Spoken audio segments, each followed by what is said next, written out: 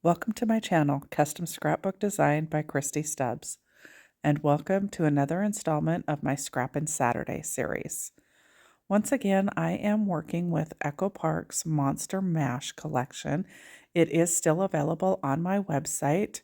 If you want to follow along, I've been using this collection all month long for my Scrappin Saturday series, so there's lots of inspiration pages out there for you to look at. So I started out using one of my full pieces of the 12 by 12 that I had left, and it was a piece that had a bunch of candy on it. And I took my tearing ruler and measured 7 inches both directions and ripped myself a corner triangle.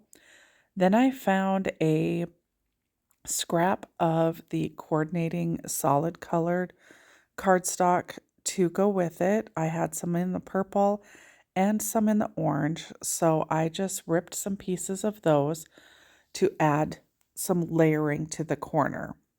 So if you followed me at all, you do know that I like to ink. So of course, I had to pull out my ink pad and ink all of the edges that were going to be exposed of all of the torn paper. And I just like the extra added dimension that inking adds to your edges. Plus, if you're not using a solid core cardstock and it's white, it covers up that white edge.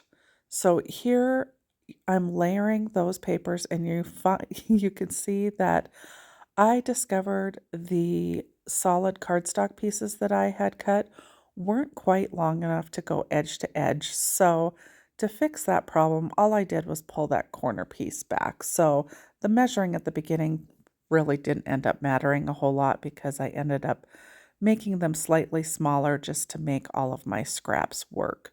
So this is an example of, starting off with one idea and kind of having to change things up just a little bit, but changing them up without totally grabbing new paper or redoing everything. You can easily make what you have work for you. So in doing that, then I had a lot of excess hanging over the edge. So I just took it to my paper trimmer and cut off all of the overhang to even out all 4 pages or 4 sides of this layout again. And with this layout, I had decided ahead of time that I was going to use um, some of the cut aparts. So I did have the Happy Halloween 4x6 cut apart, and I decided to be able to make that pop off the background. I needed to mat that on some black, which I think worked out really nicely. And then I also decided that I would make this layout to fit 3 4x4 photos. So I actually cut my mats at 4¼ by 4¼ so that you can cut your photo at 4x4 and have a nice 1/8 inch mat going all the way around it. So I also decided to add just a little more dimension to this layout, and that middle mat, I went ahead and put some foam tape on the back side of that just to layer that mat up a little bit.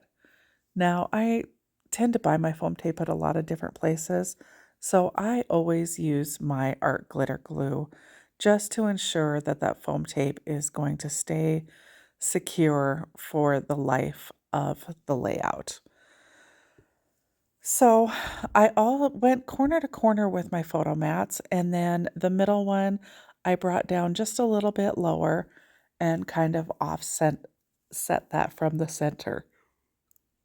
The 4x6 cut apart I put up in the corner, and then I just went back and added some of the stickers that I had left from the sticker sheet to decorate the rest of the page.